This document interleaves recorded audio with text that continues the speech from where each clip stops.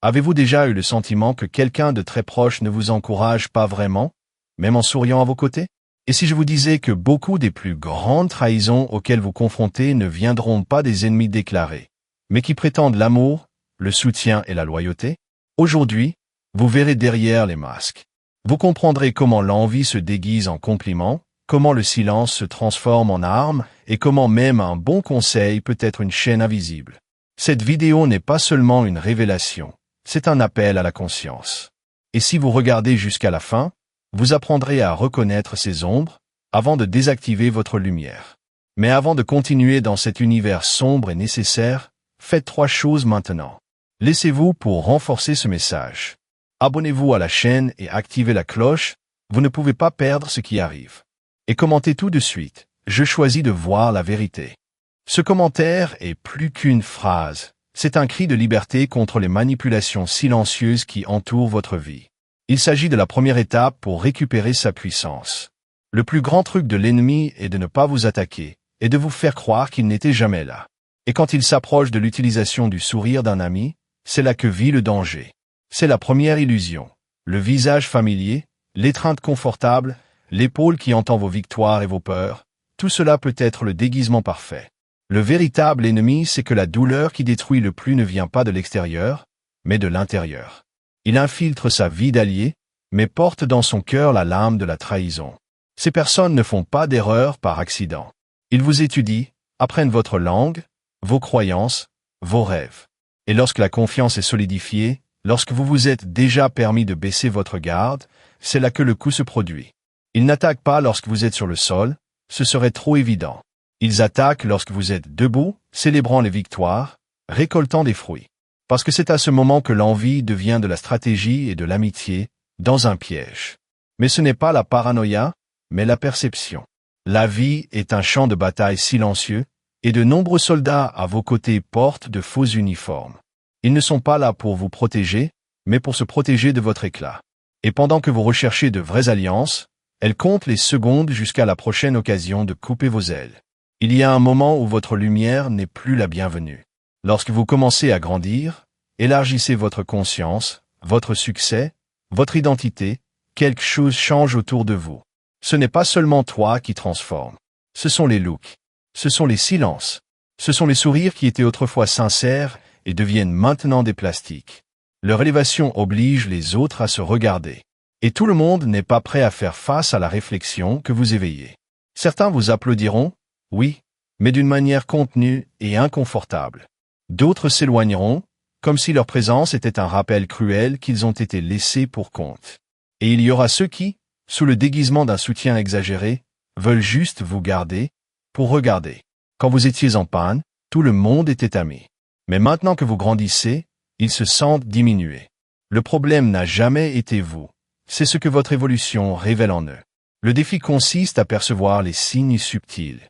Un commentaire croisé. Une absence dans votre réussite. Un compliment de poison entre les lignes. L'envie se révèle rarement de cris. Il s'insinue avec de petits gestes répétitifs, comme un poison progressivement coulé. Il faut de la sensibilité à voir. Et courage d'agir. Faites beaucoup d'attention maintenant, car ce n'est pas une coïncidence, c'est un appel. L'univers conspire en sa faveur, et les grandes bénédictions approchent en force. Si vous voyez cette vidéo, ce n'est pas par hasard, c'est parce que quelque chose de grand est sur le point de se produire dans votre vie. Et parmi ces bénédictions, l'une d'elles peut vous surprendre, une voiture nulle et nouvelle, celle dont vous avez toujours rêvé, peut-être la vôtre plus tard cette année. Oui, la clé d'un nouveau cycle vient vers vous. Et savez-vous ce qui active davantage cette énergie de conquête? Gratitude. Donc, si ce message touchait votre cœur, si vous sentiez que cela a été fait exactement pour vous, cliquez sur le bouton « Tout muche » et envoyez une valeur symbolique, jusqu'à $100, en signe de gratitude à l'univers. Ce geste est plus qu'une offre. C'est un alignement. Vous dites « Je suis prêt à recevoir ce qui est mon droit ». N'ignorez pas ce moment. Cliquez sur « Trop dès maintenant » et écrivez ici dans les commentaires « J'obtiens ma victoire ». Cette phrase est un portail. Une confirmation d'énergie que vous vous déplacez, liée au flux divin et préparé à vivre ce que même dans vos rêves semblait possible. Et croyez-moi, ce qui arrive sera si grand qu'il fera taire à ceux qui doutaient de vous. Les impératifs sont plus dangereux que les adversaires. parce que l'ennemi qui vous attaque vous dirige sur vous reconnaître. Mais ceux qui marchent à vos côtés, copient vos pas, répètent vos lignes et simulent votre essence, ceux-ci, vous embrassez. Et c'est là que vit la tragédie. Ce type de personne ne veut pas simplement vous ressembler. Elle veut être vous. Elle vous étudie, vous décore, vous assimile. Tout en silence. Le tout dans l'obscurité de la commodité. Ils travaillent calmement, en tant que patients. Ils se positionnent même comme des partenaires, des confidents, des fans. Mais en fait, ils attendent le bon moment pour aller sur le bateau. Et le bateau ne vient pas comme un coup de couteau direct en tant que sabotage subtil, une distorsion de votre idée, une trahison qui ne semble qu'un malentendu. Et quand vous vous rendez compte, ils prennent déjà la place qui vous appartenait, avec les crédits de ce que vous avez construit. L'imitation n'est pas un hommage, c'est l'appropriation. Et le plus grand danger est lorsque vous commencez à douter de vous-même, en pensant que vous exagérez. Mais ce que vous ressentez est réel. Et tant que vous hésitez, l'imposteur avance.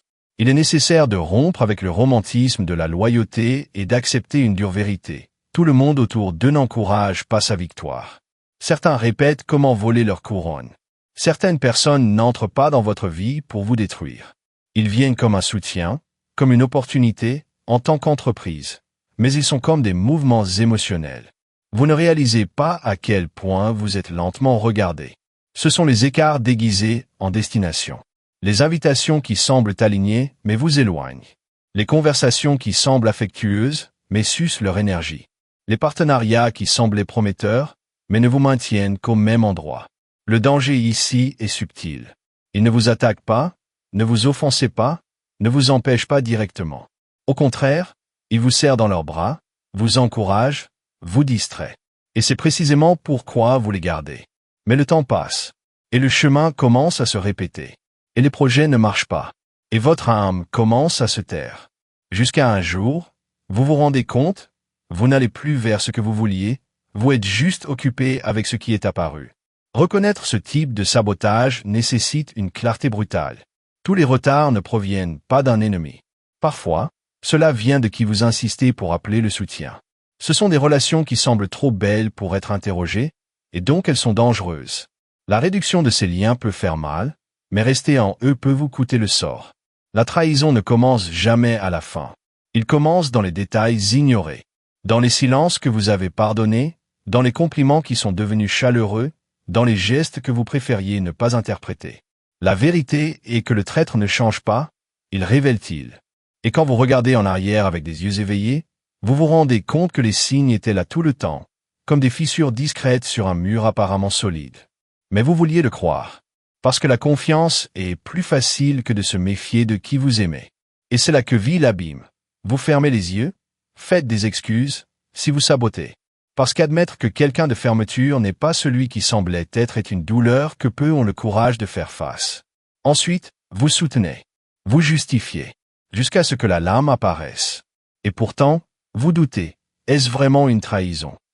La trahison est construite à temps, avec sa permission inconsciente. Et c'est pourquoi ça fait tellement mal. Parce que ce n'est pas seulement l'acte final. C'est l'accumulation de négligence émotionnelle. C'est le reflet d'une confiance mal placée. Et la grande leçon est la suivante. Vous ne serez plus jamais la même après avoir vu ce que vous avez ignoré. Mais maintenant, armé de conscience, vous ne tomberez jamais de la même manière. Il y a une erreur fatale que beaucoup font, confonder le temps de coexistence avec la profondeur de loyauté. L'être humain a tendance à s'accrocher à ce qui est vieux, à ce qui a déjà partagé des moments, des douleurs, des rires. Mais le temps lui-même n'est pas une garantie d'une véritable alliance. Certaines personnes sont proches depuis des années, non pas par amour, mais pour plus de commodité. Ils restent autour de vous parce qu'il y a encore quelque chose à récolter, quelque chose à sucer, quelque chose que vous offrez et qu'ils n'obtiendraient jamais pour eux-mêmes. C'est l'une des formes de trahison les plus sophistiquées, la permanence intéressée. Ce n'est pas une pause claire, ce n'est pas une guerre ouverte, c'est l'entretien de la liaison gain unilatérale. Et la chose la plus méchante est que dans ces cas, la personne semblera présente, arrangée, voire utile.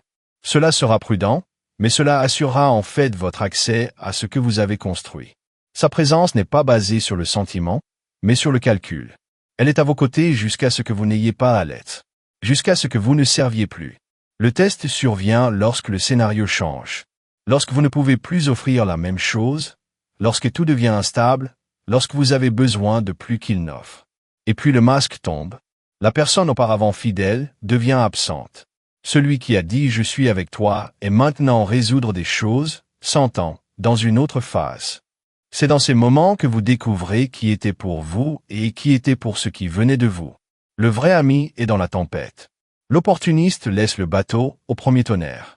Et le plus cruel, cette fausse fidélité vous porte émotionnellement. Parce que vous ressentez l'abandon, mais vous ne pouvez pas le nommer. Vous vous facturez, vous blâmez, vous pensez que cela exagère. Mais au fond, vous savez, cette personne n'a jamais été vraiment fidèle. C'était juste confortable. Et quand c'est fini, elle est partie. Cette leçon est difficile, mais libératrice. La proximité n'est pas synonyme de présence. Et toutes les présences ne sont pas une preuve d'amour. Parfois, c'est juste une stratégie de survie déguisée en affection. Il y a des faveurs qui ne sont pas des gestes d'affection, ce sont des livrets de dettes invisibles. Il y a des gens qui, depuis le début, offrent de l'aide, des compliments, des cadeaux ou du soutien à un objectif, devenir en otage. Ils veulent construire une histoire qui les rend indispensables, trop bons pour être contredits, créant un scénario dans lequel, quand ils en ont besoin, vous vous sentirez obligé de revenir, même si cela coûte votre paix, votre vérité ou votre liberté. Ce sont des manipulateurs émotionnels qui opèrent avec une générosité apparente. Le piège est précisément dans le plaisir que nous ressentons d'être reconnus, soutenus, aidés. La bonté, lorsqu'elle est authentique, est l'une des plus grandes formes de connexion humaine. Mais quand il s'agit de cordes invisibles, cela devient une prison émotionnelle. La personne qui fait tout pour vous, vous commence lentement. Dans une blague, en indirect, en regard. Et quand elle charge enfin, parce qu'elle charge toujours, vous êtes déjà en coin émotionnel, incapable de dire non sans avoir l'air ingrat. Cette dette silencieuse vous fait marier. Leurs décisions sont fondées sur la peur d'une obligation morale décevante en matière de culpabilité. Et quand vous essayez de vous évader, des accusations subtiles surviennent. Après tout, j'ai fait pour vous, vous avez changé, vous me devez. L'affection devient chantage et la gratitude devient menottée. Vous n'êtes plus libre d'agir, car le bien qui vous a été fait est maintenant utilisé comme puce de négociation.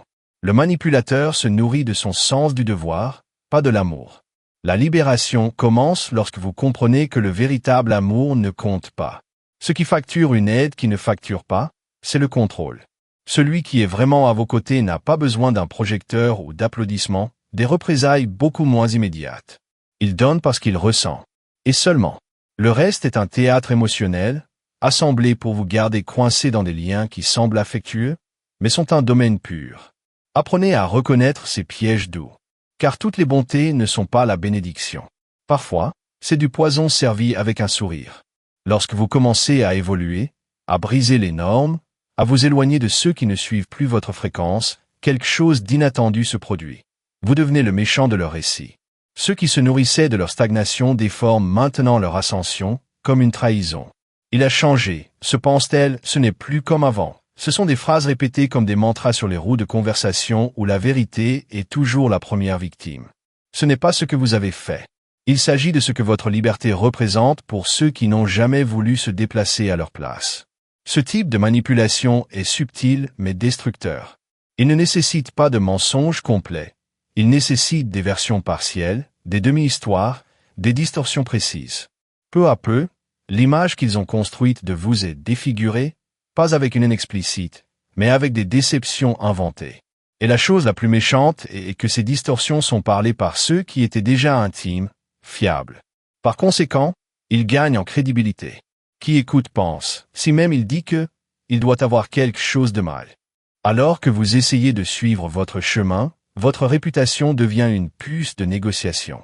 Vous devenez le personnage mal interprété dans leur intrigue. Les parties où vous étiez fidèle, généreuse, présente, sont effacées. L'accent est mis sur sa froideur supposée, dans son changement de comportement, dans son indifférence. Mais ce qui a vraiment changé, c'est sa tolérance. Vous avez cessé d'accepter peu. Arrêtez silencieux. Et cela dérange toujours ceux qui vous aimaient plus faibles, plus dépendants, plus manipulables. La douleur d'être peinte en tant que méchant est réelle. Mais c'est aussi libérateur.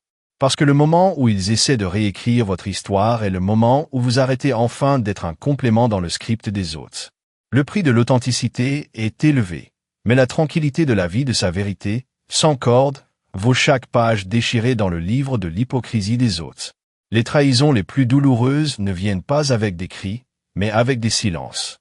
Ce ne sont pas les attaques avant qui font le plus mal, ce sont les absences à des moments où vous aviez besoin du plus de présence.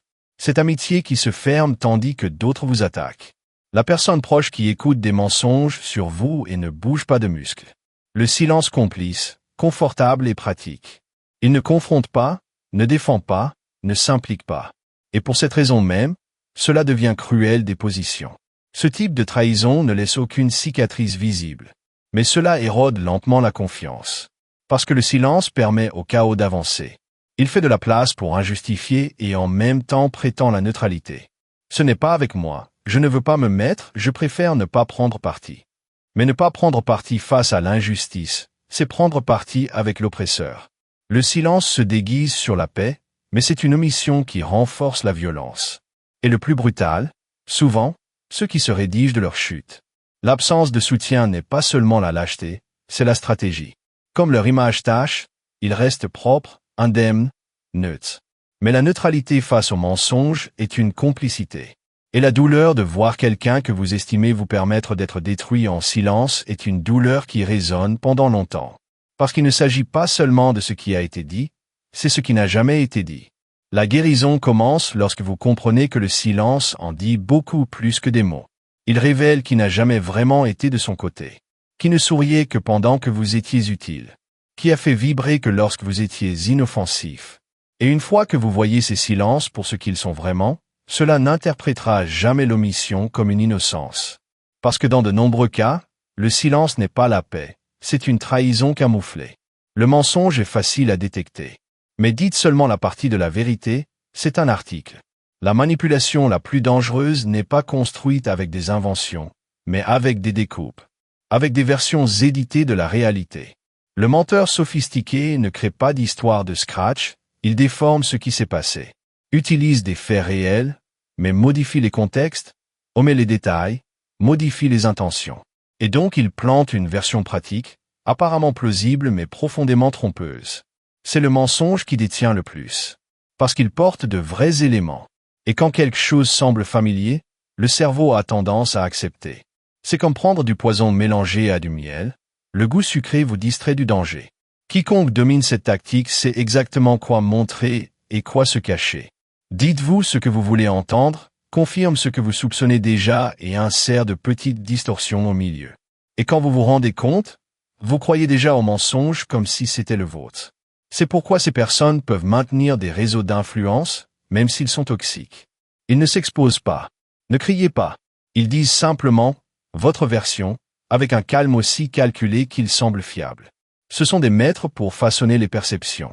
Ils savent qu'ils n'ont pas à vous convaincre de tout le mensonge, vous faire douter de la vérité.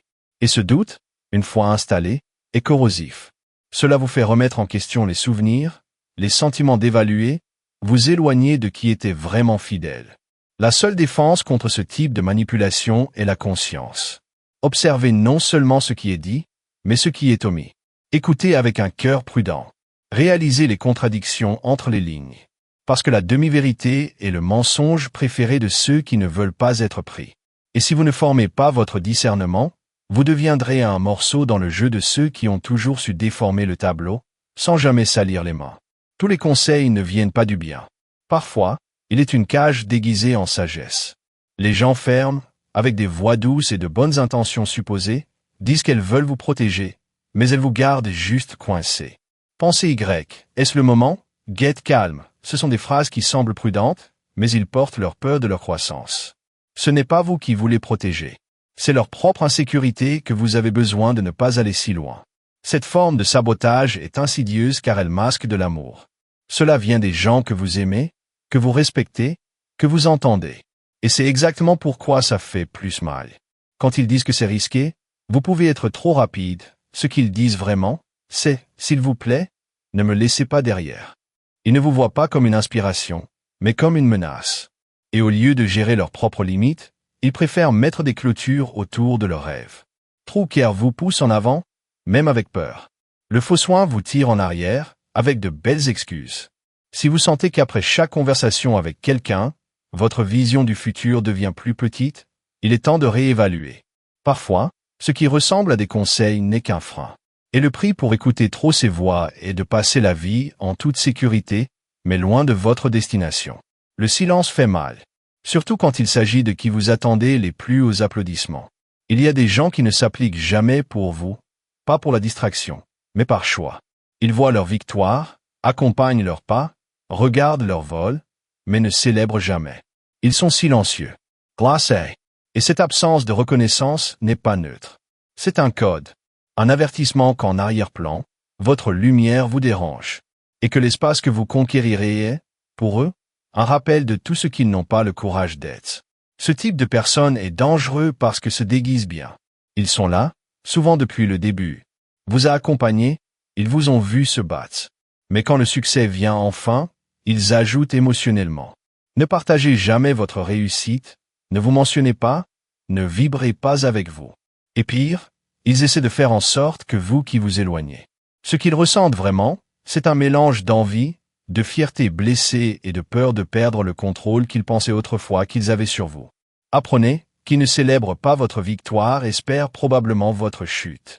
Et pas besoin de vous attaquer directement. L'omission est déjà un message. La non-pliage est l'écho de l'envie refoulée. L'identification de ces silences est essentielle pour vous garder propre. Parce que les paumes manquantes disent autant que les cris contraires. Et si vous attendez de la reconnaissance là où il n'y a que du ressentiment, vous serez blessé chaque fois que vous brillerez. Et vous êtes né pour briller. Avec ou sans public.